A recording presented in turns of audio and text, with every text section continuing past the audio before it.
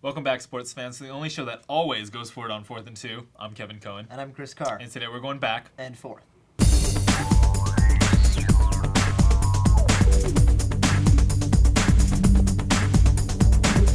On the gridiron, running back Shane Vereen led the Cal football team to victory as they posted their best Pac-10 performance of the season as they defeated Arizona 24-16 this past Saturday.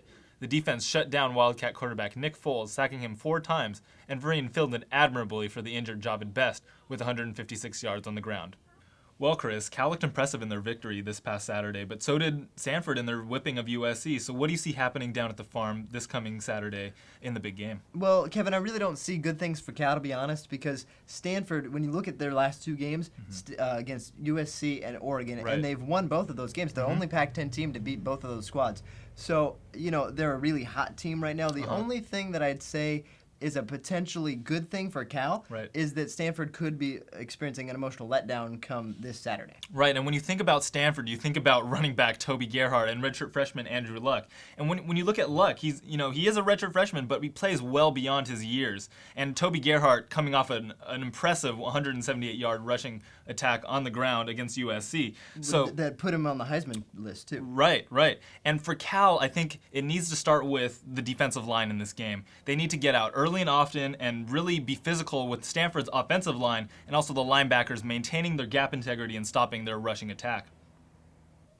We move to women's basketball now, where the Cal Golden Bears started their season on Sunday with a decisive victory, 100-43 over Idaho State. They started a campaign to try to get back to the March Madness tournament later this year.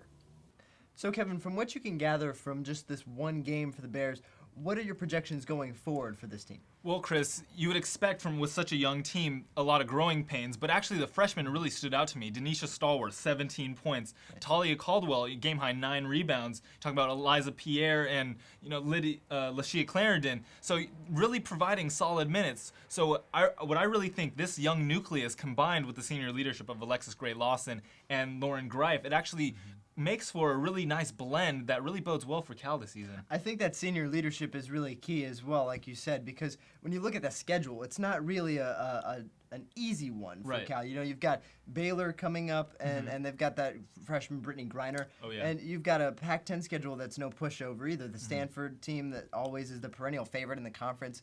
Right. And then you've also got an improved Arizona team. You played Arizona State pretty close a couple of times last year. Right. So if you're the Bears, it's a good start for sure, but there's definitely a lot of tests going forward. And now it's the segment that you've all been waiting for. Time to answer your emails. It's mail time! The first question comes from Adam. Kevin, what does the incoming women's lacrosse recruiting class look like this year?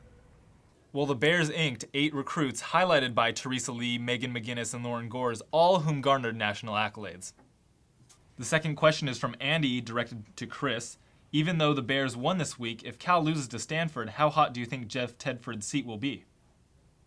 Well, honestly, with the administration, I don't think it's that hot because when you think about it, Cal's had its best success under Tedford, and who else are you going to get to replace Tedford? It would have to be somebody who's a little more fiery, but other than that, I don't think the administration is going to do much. The last question comes from Juliet. Kevin, how do you pronounce the name spelled C-U-T-U-R-A?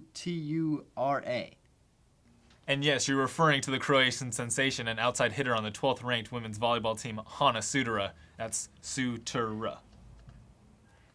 Well, that about wraps it up for this week. Thanks for your emails. Keep sending them to caltvsports@gmail.com. I'm Chris Carr. And I'm Kevin Cohen. Make sure you tune back in next time to get your download for What's Up in Cal Sports.